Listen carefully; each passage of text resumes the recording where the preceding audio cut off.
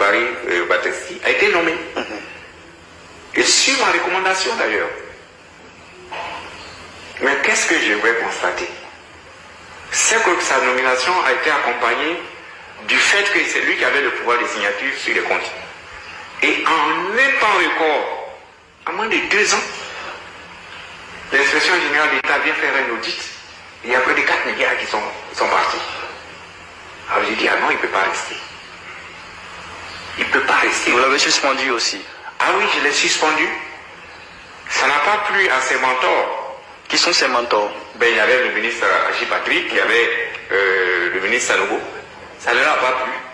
Et donc ils ont recommandé au président de la République de nous suspendre tous les deux. Vous leur en voulez ces mentors, le Premier ministre Patrick Hachi, non, le ministre Sanogo? Non, je ne veux Sanogo? pas, mais seulement ce que j'ai fait remarquer, c'est que quelqu'un qui dit aux voleurs, on dit non, vous deux, puisque tu as crié aux voleurs, on vous suspend. J'ai porté plainte au niveau de la police économique et financière. J'ai même les rapports, tous les rapports. J'ai porté plainte. Mais malheureusement, ça n'a pas donné de suite. Pour vous, c'est une caution à la corruption, à la mauvaise gouvernance? Je considère que quand les gens ont volé et qu'on a les preuves palpables et qu'on ne traduit pas en justice, c'est comme si on encourageait la corruption. Alors, le gouvernement Patrick Hachi alors était un gouvernement corrompu? Non. Je n'ai pas dit que c'était un gouvernement corrompu, mais ils n'ont pas posé les bons actes. Ils n'ont pas posé les bons actes par rapport aux gens qui étaient corrompus. Ça, je le maintiens, j'en ai les preuves, et je dis que ça, je ne peux pas le supporter. Le président Alassane Ouattara ne peut pas décider de lutter de manière énergique contre la corruption, et puis quelqu'un qui découvre que un de ses collaborateurs ou bien un de ses agents a volé, qu'on dise non, lui il faut le maintenir. Ça, moi je ne suis pas d'accord. Jusqu'à un nouvel avis. Est-ce que HDP, écoute, le ministre Zorobi Epifan, il a annoncé, c'est près de 1200 milliards, et voire même peut-être 1400 milliards, qui sont liés à la corruption chaque année en Côte d'Ivoire. Imaginez ce que cela veut dire. 1400 milliards de francs CFA. Ça veut dire pratiquement le 10e de notre budget qui va dans le domaine de la corruption. Alors, on ne peut pas continuer. Je vous dis, frères et sœurs, le RDR va gâter la Côte d'Ivoire. Les Ivoiriens sont frustrés, les Ivoiriens souffrent. Le RHDP, sa façon de gouverner la Côte d'Ivoire n'est pas du tout bonne.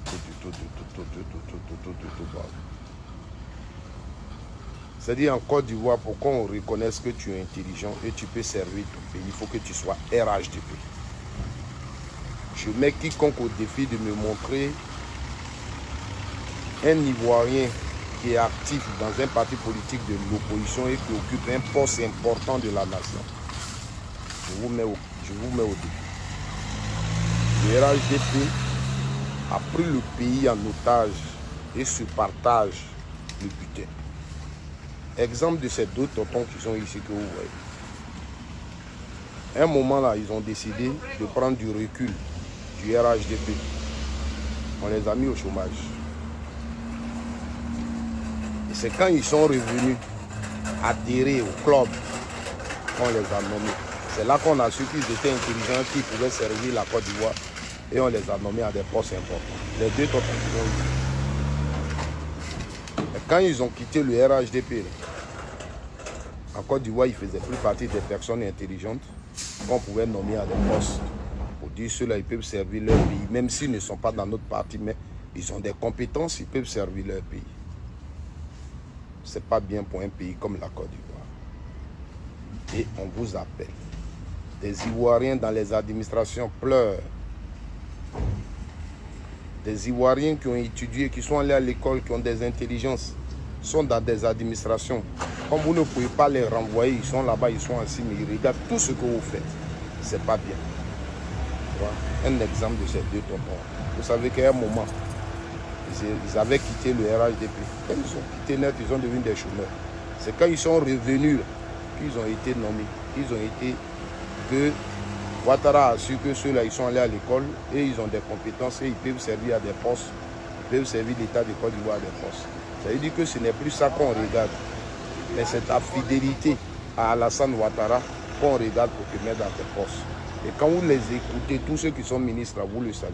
C'est ta façon de parler à Ouattara, c'est ta façon de respecter Ouattara qui fait que tu gagnes un poste. C'est pas ce que tu as appris, c'est pas ce que tu connais. Et ça tue une nation. Si vous êtes d'accord avec ça, et si vous êtes d'accord pour qu'on dénonce, si vous êtes d'accord pour dire trop c'est trop, il faut que ça s'arrête, partagez cette vidéo.